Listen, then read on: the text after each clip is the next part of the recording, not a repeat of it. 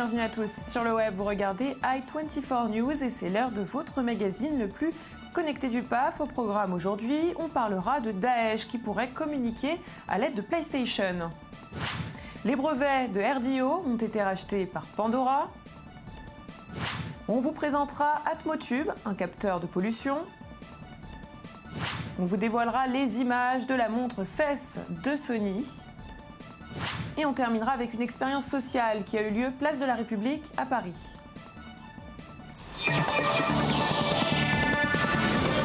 Selon le FBI et l'Agence de sécurité nationale, les djihadistes utiliseraient de plus en plus d'applications et de moyens de communication cryptés pour éviter d'être détectés par les forces de l'ordre. On ne sait pas encore exactement quels moyens de communication ont utilisé les assaillants pour préparer leur série d'attaques à Paris. Jusqu'à présent, les grandes entreprises de nouvelles technologies ont rejeté les demandes d'accès aux données cryptées lors de différentes enquêtes très importantes, ce qui laisserait penser que les terroristes les exploitent régulièrement, et ce depuis un certain temps. Et dans notre précédente édition, nous avions vu que selon les déclarations du ministre de l'Intérieur belge Jean Jambon, la PlayStation 4 pourrait être l'un des outils qui permet aux membres du groupe État islamique de communiquer entre eux. Cette nouvelle affaire a été dévoilée par Paul Tassi, un contributeur extérieur qui avait utilisé la plateforme de Forbes pour livrer son message.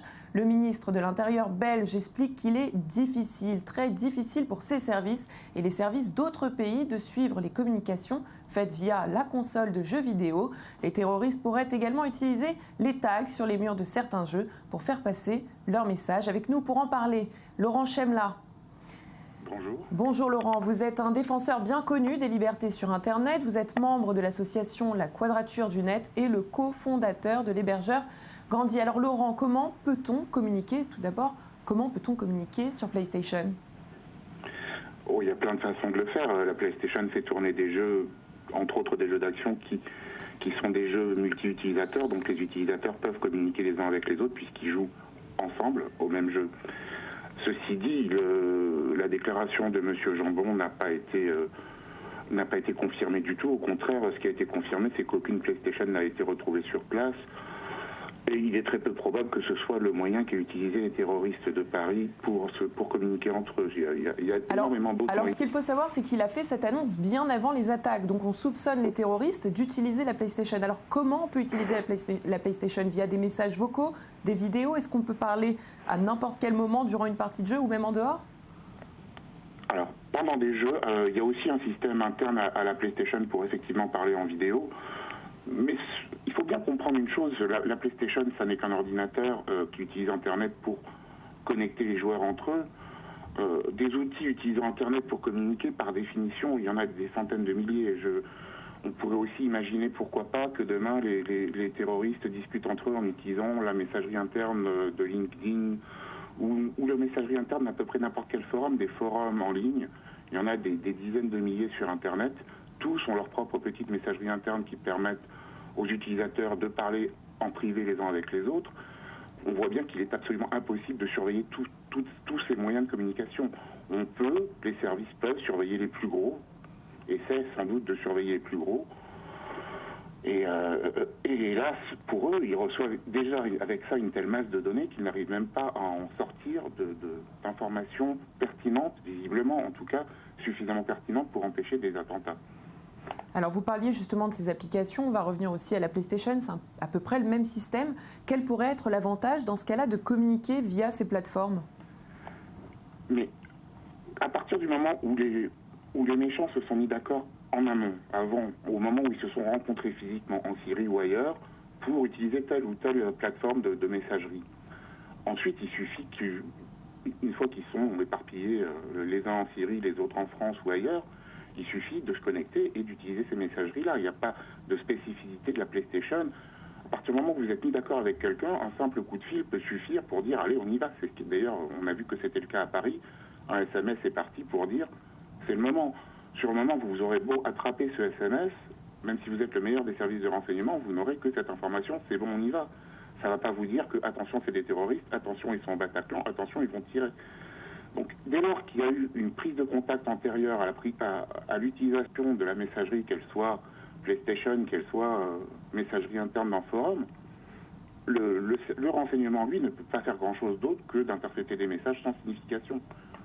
Alors est-ce que pour vous, la piste selon laquelle les terroristes pourraient communiquer via PlayStation, on va revenir à la PlayStation, vous semble crédible aujourd'hui ? Je comprends le côté... Non, mais je dis PlayStation, ça peut être une toute autre application, mais est-ce que pour vous, c'est crédible aujourd'hui ? Est-ce que les terroristes utilisent justement ce genre de plateforme pour communiquer ? Oui, pourquoi pas. Ils peuvent utiliser cette plateforme, ils peuvent en utiliser d'autres. Il y a des centaines de milliers de moyens de communiquer. Encore une fois... Vous n'avez pas la réponse. Est-ce que pour vous, est-ce qu'il pourrait s'agir ici d'un hoax ? Parce qu'on parle souvent de hoax, de mensonges sur Internet. Est-ce que ça pourrait l'être ? Dans le cas précis qui nous intéresse, autour des terroristes de Paris, au Bataclan et sur les bars autour, et au Stade de France, a priori, oui, c'est un hoax.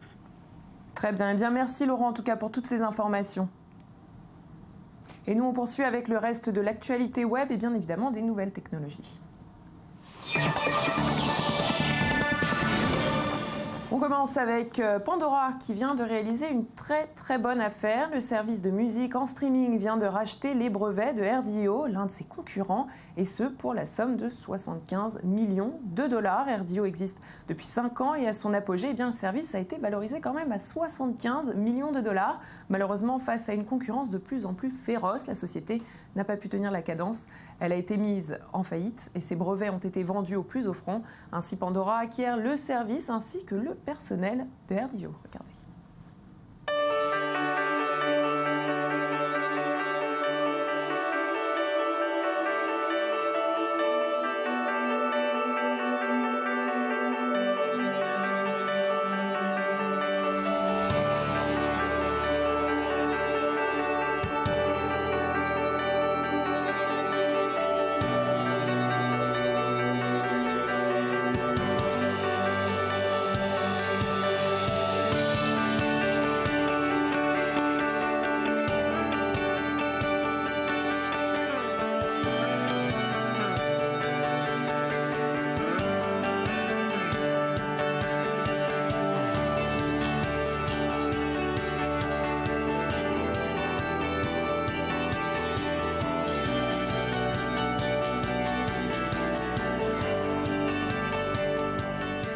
Rdio qui permettra donc à Pandora d'améliorer ses services. Et puis on change de sujet avec Microsoft qui vient de dévoiler un outil capable de reconnaître les émotions sur une image, un calcul basé sur un algorithme précis qui attribue une valeur à nos émotions entre 0 et 1.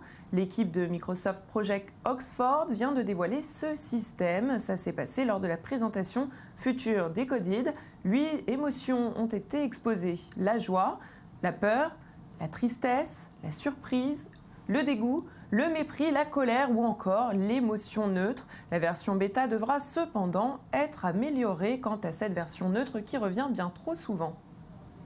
Atmotube est un capteur de pollution qui efface ce qui est dans l'air. Le dispositif est un petit tube facile à transporter. Il est relié à une application smartphone qui indique en temps réel si l'air que vous respirez est toxique ou pas. Présentation.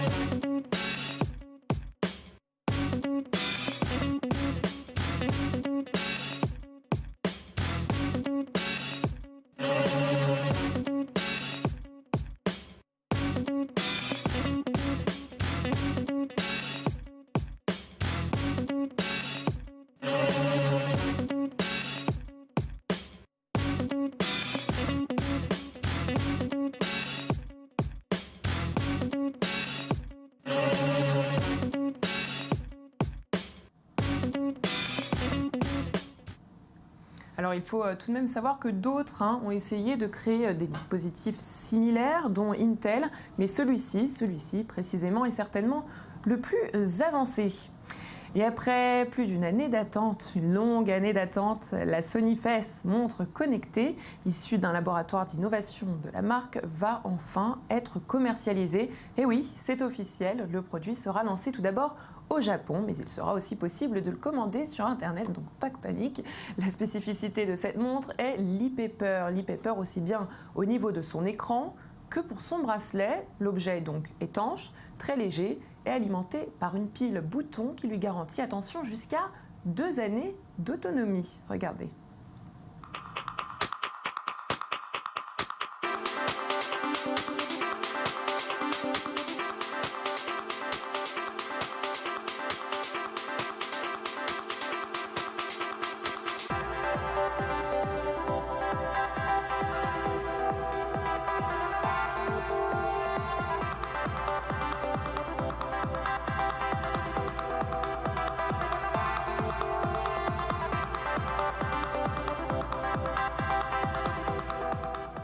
Allez, on quitte le Japon pour se rendre aux États-Unis où vous pourrez bientôt aller au distributeur automatique pour, attention, essayer une voiture. Oui, une véritable voiture.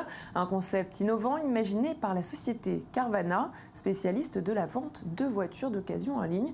Alors pour ce faire, le client choisit son modèle en ligne, puis il vient dans l'un des distributeurs automatiques pour essayer son modèle. Il a ensuite 7 jours, donc une semaine, pour l'essayer et dire si la voiture lui convient. Je vous propose tout de suite de découvrir une petite présentation.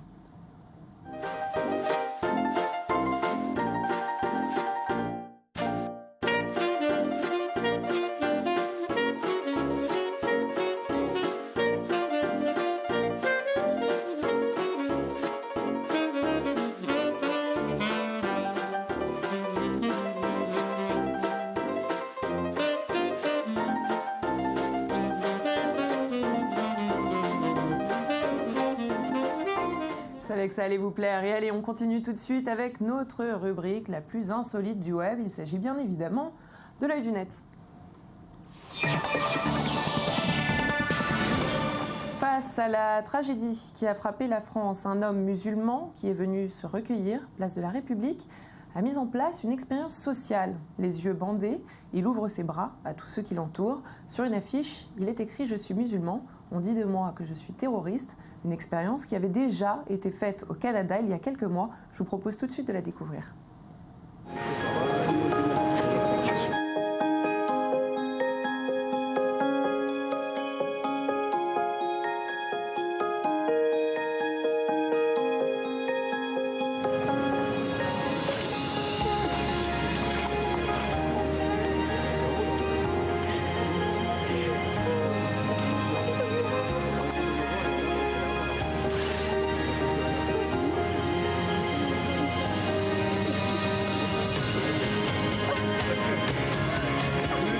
remercier pour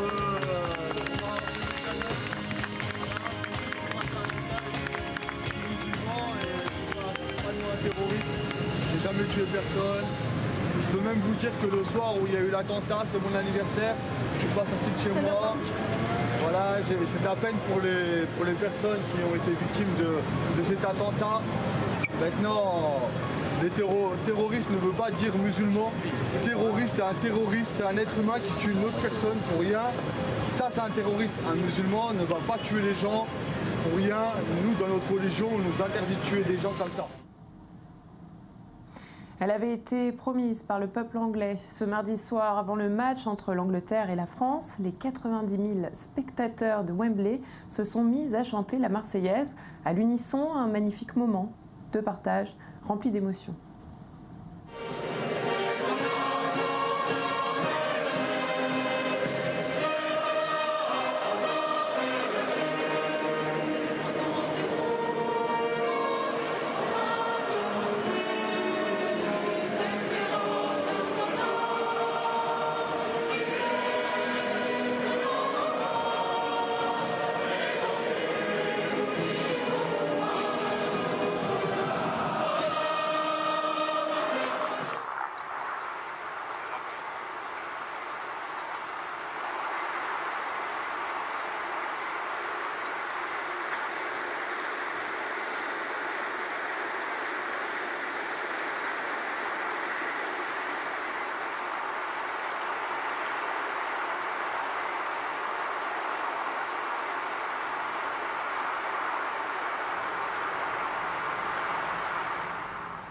Et c'est la fin de cette édition. Merci de nous avoir suivis. On se retrouve demain, même endroit et même heure, pour une nouvelle édition de Sur le Web. À très bientôt.